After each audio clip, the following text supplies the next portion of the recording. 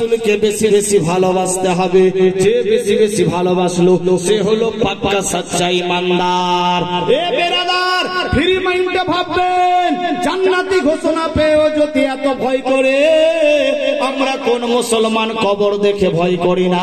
আমার আল্লাহ পাক রব্বুল ইজ্জত বলে, টাকা পয়সা বিবি বাল বাচ্চা সোনা দানা বাড়ি গাড়ি নারী অট্টালিকা পাহাড় পর্বত জমি জমা খাল বিলি এমনকি নিজের জীবন চাইতে আল্লাহ আল্লাহর রাসূলকে বেশি বেশি ভালোবাসতে হবে। যে বেশি বেশি ভালোবাসলো সে হলো পাক্কা সচ্চা ঈমানদার।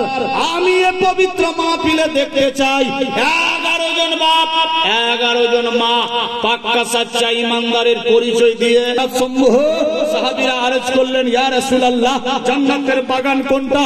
নবী আমার বললেন, আল মাদ্রাসাতু বাইতি, মাদ্রাসা আমি রাসূলুল্লাহর ঘর, এটাই হলো জান্নাতের বাগান। বিরাদার বন্ধুগণ, জান্নাত মার জান্নাতের বাগান, জান্নাতের ফিউচারের মধ্যে আমরা বসে আছি।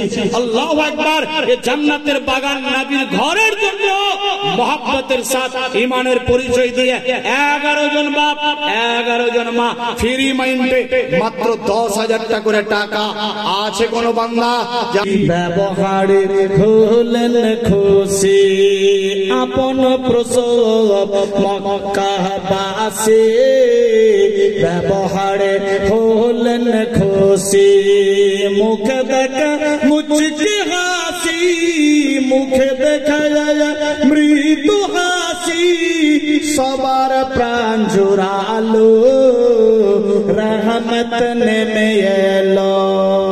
সুবহানাল্লাহ, সুবহানাল্লাহ। খুশির সাথে এক আছে কোন বান্দা?